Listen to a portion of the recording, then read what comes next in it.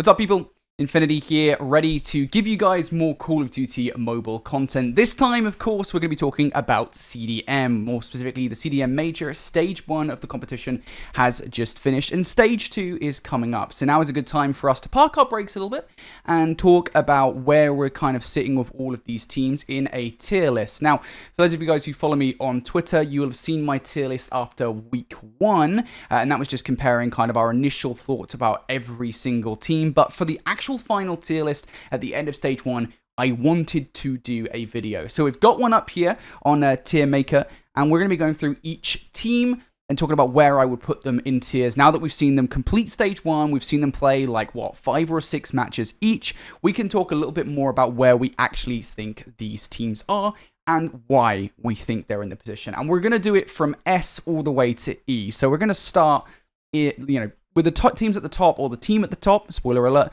all the way down to the team or teams that kind of sit in the bottom. They are worse than everybody else by far. So I'm just going to pull an obvious one out there. Now, I did say I'd stop at the top, but I kind of want to go for, we're just going to drag Kingzone into E tier right off the bat. For those of you guys who haven't watched CDM, Kingzone were basically a team that last season were kind of a middle-of-the-pack team. They were not that great anyway. But this season, Kingzone kind of came in and I think very clearly didn't really try in all of their matches. They were getting pretty much pummeled in Hardpoint. I don't know if they even reached 100 points in a single game of Hardpoint. In Search and Destroy, they were getting destroyed as well. And they were kind of just laughing their way through every single matchup. So I think that's probably where we should start this before we talk about any of the serious teams competing in the competition. Kingzone already eliminated after the Cider matchup versus WL. They just sit in E tier. They're just so much worse than every other team. So now, let's start at the top now that we've got that kind of obvious one out of the way. And I'm going to go for one I think that maybe is up for discussion still at this point. I'm going to put Wolves in S tier. Now, Wolves obviously reigning champions of CDM from CDM Season 9. And they've come with the same roster, and they look pretty good. Now, I will say, I'll admit, I think Wolves are difficult to actually say where they sit right now. And the only reason I say that is because they were in Group B, which was like the easy group, right? The only real competition that they faced was Standpoint. So we haven't seen them face Q9. We haven't seen them face OUG. Their competition in Group B was limited, shall we say. And so really the only indicator as to where Wolves are amongst the rest of the pack, no pun intended, is their matchup versus SPG, which for those of you guys who didn't watch it, back on like day 1, it was the very first day of the competition. Basically, SPG won in the Search and Destroy, which is a pretty big shock, but then kind of got trounced in the respawns and the hardpoint and the control. So I think for that reason, I'm still not comfortable putting Wolves amongst with the rest of the teams just yet. I still think they occupy the S tier as the only team in S tier, but I think that could change. I don't think that is set in stone by any stretch of the imagination. I think that will probably change come week 1 of Masters. Okay, so Wolves, pretty happy with them in S tier. Next team then into A tier is going to be Q9. Now, I think this is the number 1 team in A tier right now. SPG, again, kind of weird. We'll talk about that here in just a second. But I think Q9 deserve to be the first team in the A tier. Again, not quite S tier. And the reason I say that is because them and the rest of the teams I'm about to put in A tier are all relatively competitive with one another. If you guys recall Q9's matchup versus OUG and their matchup versus Godlike, both of them went down to a super close control. I think both, if I remember correctly, went down to around 7. Like pretty much the entirety of those series beyond the 9-0 that Q9 had over OUG in the Search and Destroy, both of them were super close.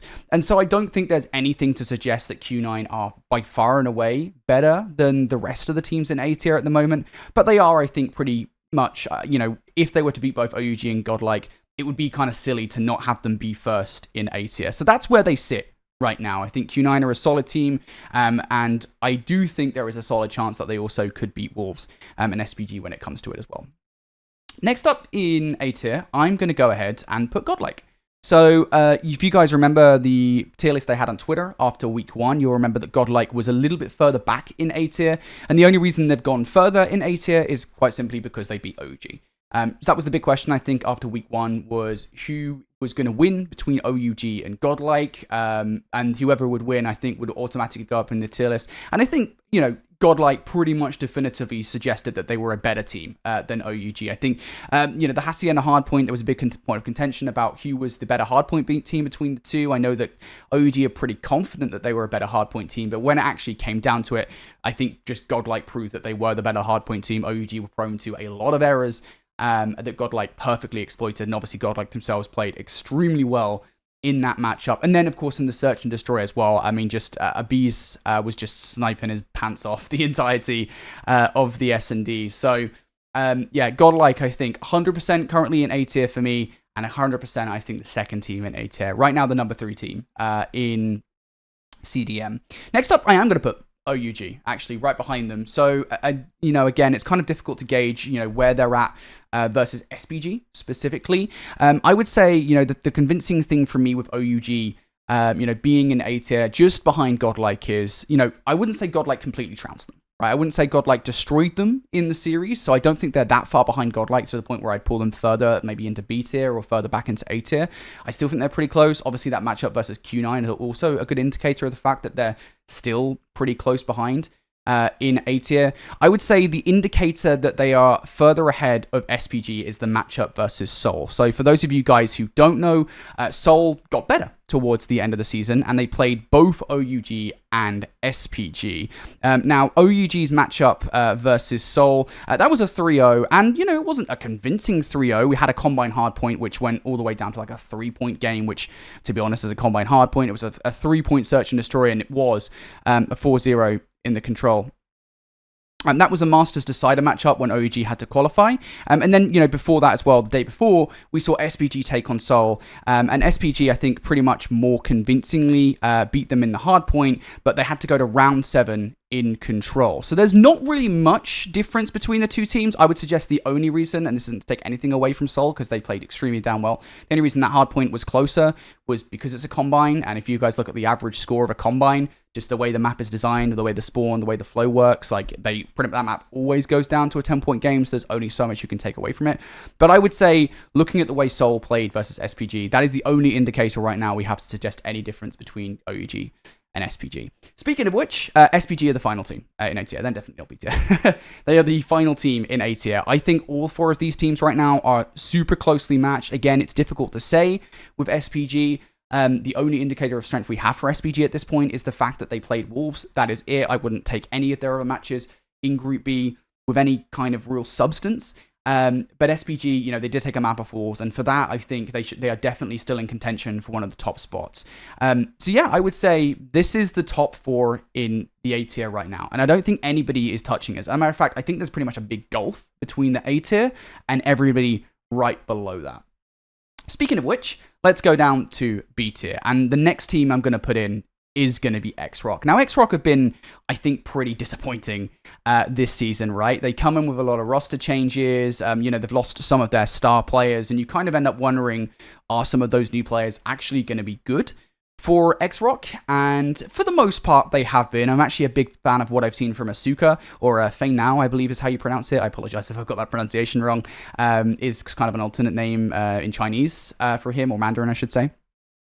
But nonetheless, X-Rock have looked okay, is what I'll say about X-Rock so far. Now, obviously, their decider matchup versus Exceed, X-Rock won that pretty convincingly, and that's not a surprise because I do think they are very far ahead of Exceed right now. But you look at where they're at in comparatively to all the teams in A tier, and they've got pretty much decimated in every single one of those matches. So they got 3-0'd by Q9, they got 3-0'd by OUG, and they got 3-0'd by Godlike. And I think that is enough to say, hey, they are very much in the B tier. But even more, I think, damningly, is the fact that they have dropped maps to other teams. They've had pretty close maps versus other teams. Obviously, again, asterisk on this, but the Combine Hardpoint, they barely won it versus Diablos. And it's worth saying, again, that Diablos are a very good Combine Hardpoint team, so there's only so much you can take away from that. But, they didn't blow Diablos out of the water in that series. They had to go around 7 in the control as well. They had to go to map 3 versus AG to win that series, right? They barely beat them in a Summit Hardpoint, and the control and the standoff Search and Destroy, albeit very convincing still. Like, you barely beat them in Summit. And that, I think, suggests to me that X-Rock are currently below them. And another thing I will say about X-Rock right now is they seem to be kind of testing the waters a little bit with changing their roster. So for the vast majority of the season, they've played with Asuka for all the modes, and then kind of changed Shang-Yi into the Search and Destroy. So they've swapped those players out. Shang-Yi will come into the Hardpoint, excuse me. Not the Search and Destroy. Towards the last couple of matches, they were kind of experimenting, right? I think infamously in the OUG standoff Search and Destroy, they probably might have actually won that game had they not subbed in Shang-Yi for the first time in S&D, and he dropped like 4 kills or something like that. You don't have Q&M for that match, and it was a really weird decision, I think, for X-Rock to make. Not only that as well, but they've made some really weird decisions in terms of vetoes. So they, again, in that matchup versus OUG, they chose to play Apocalypse Hardpoint, which is by far and away OUG's best hardpoint map. It was really weird decision-making from them. And then the other one, I think, even though they are a formidable fine-range Search and Destroy team, and we saw that when they were playing on offense, it's no match for Godlike's fire-range Search and Destroy. And I think picking that versus Godlike was a real big mistake for X-Rock. So I think for me right now, X-Rock, they're a solid team. They're getting better, but they are very much not an A tier, and I wouldn't be convinced to put them there either. Now, the next one's a bit more difficult to say, right? We've got 6 teams left. Does anybody join X-Rock in the B tier? Is anybody kind of on their level right now? And I'm going to go ahead and say something relatively controversial in that I do think Soul and Diablos are making an argument for being in B tier. Would I put either of them in the B tier right now? I think I would put Soul. I think Soul go up here. Now, I think this is probably going to be my most controversial take of the video. I think it's very difficult to argue that Soul, when they first came into CDM this season, the new look Soul, that they weren't, disappointing, right? Was a 9-0 versus Exceed on Coastal Search and Destroy. They ended up losing that series, I believe. I think they only won the Control. Soul were a disappointment, but over the last couple of matches, albeit they've got 3-0'd by Wolves and they got 3-0'd by Standpoint, they started to look more competitive, right? You had a 40-point game on Apocalypse Hardpoint where, hang on, Soul are actually pretty good. They looked good in some rounds on the Fire and Range Search and Destroy versus Wolves. And then, again, you go to that series versus Standpoint, and, you do have a close hardpoint. You push them to round 7 in Control. You're starting to see Soul go the distance in these maps, right? They are starting to get more competitive. And so I think the thing I'd say about Soul, with me putting them in B tier right now, is to say, I think you need to start considering Soul as they are in Week 2. Just forget what you saw in Week 1, because I think very clearly the way that they're playing, they fixed a lot of those issues. Like that 9-0 Coastal, probably, I'll put probably in as kind of the disclaimer here, not going to happen again. So that's Soul. And yeah, I think the other team I would put here is Diablos, right? Diablos have been probably the biggest revelation of this season so far. Now, I'll say I think the majority of the matches that they've looked good in has been kind of matches we expect them to look competitive in, like, their win over AG, they sent WL to a map 3, and so, that's more or less where you'd expect Diablos to be, but I think the thing that kind of tips them into the B tier as opposed to just slapping them into C tier, and honestly, to be honest, I do think both Soul and Diablos kind of ride the line between B and C. I think, there is kind of a margin between X-Rock and Soul and Diablos, is, the fact that they managed to take a map off of Godlike. Now, there's a small asterisk to this, in that the map that they took off of Godlike was, I believe, a Tunisia Search and Destroy, which is by far and away not Godlike's strongest S&D map. It's one of their weaker ones, and so, they had a good pick there, but I still don't think that takes away from the fact that they were able to win one, and so I would say, that alone kind of pushes Diablos over the line into B tier, but I don't think it's a strong B tier. I think, they're kind of barely hanging on at the kind of the butt end of this. And again, I would say the same with Soul. I don't think they're like markedly better than the teams in C tier. Speaking of C tier, let's stick a team in there, shall we? And I think the team I want to go with next is probably Exceed. Exceed have looked pretty solid so far this season, right? They looked pretty good against Soul to begin with. Again, asterisk on that because it wasn't a very good Soul. And then obviously, they looked good against Kingzone, but there's only so much you can take away from that. But the way that Exceed have been playing, I think, is, indicated that they're actually a pretty solid team, especially in Hardpoint. And so I do think they currently occupy C tier. It looks like, on the whole, their respawn is kind of pulling them through into a higher tier than maybe the other teams in the competition. The other team that I'll put into C tier is definitely AG. Now, AG is kind of wildly disappointing this season. As a matter of fact, I think after their week 1 performance, I probably would have put them into the D tier. I actually got some stats wrong when I put my stuff out on Twitter. Like I hadn't put a couple of matches that they lost into their page, and so statistically, they're actually way lower than they should have been in that initial tier list. But AG have looked really good in moments and really bad in others. And again, they've had those convincing losses versus the big boys in A tier, right? You've had the losses versus OUG, you've had the losses versus Q9 and versus Godlike. But they've pushed teams to the limits. And I think the reason that they're as high as they are right now, and honestly, I wouldn't be opposed to putting them just above, Exceed tier, is the fact that they managed to take a map off X-Rock, and they were pushing X-Rock to their limits in that series, right? They barely lost that Summit hardpoint. They managed to take the standoff search and destroy away. And so I think for me, AG is sort of just about there. But the fact that they're kind of playing close with teams in and around the C and the D tier probably suggests to me that they really shouldn't be any higher than this. As a matter of fact, now that I think about it, I'm going to make one change. I'm going to put AG in above C tier. I think they're here in C tier. I think they're, the first team in C tier, just above Exceed. And then in D tier, I'm going to go ahead and put WL. WL have been a really interesting team this season. Their search and destroy has been very easily their strongest point, I think, for sure. Everything else, though, has been pretty disappointing, shall we say. Now, it's kind of weird because they've pushed a lot of teams very far in S&D, but very rarely do they actually win them, right? I'm looking at the scores right now, and they managed to win an overtime versus Diablos, but they push AG to a 7-9 on firing range. They push OUG to a 7-9 on firing range. Tunisia search and destroy versus X-Rock 6-9, and that search and destroy, I think, is really the only reason that WL are this high. They've looked pretty solid in that mode, and I think that's probably their biggest dub so far. Their weakest point is by far and away their control. They're very weak at control. They get like 1 forward, 0 forward pretty consistently, and they need to work on that if they don't want to be D tier. And then finally, the last team, obviously not including Kingzone, would be Accelerate. I think, they are, to me at least, the worst of the 3 Indian teams competing in the competition. Their only map win has come by way of Kingzone this season, and so I think looking the weakest besides Kingzone in the easiest group is kind of indicative of the idea that you are not that great of a team right now. Now, there's a lot of talent on that team. I'll give a lot of love to Olive because Olive is a beast, but he's doing so much for this team when the rest of the team is there a lot of the time, but sometimes it just feels like kind of Olive's the guy making the play, right?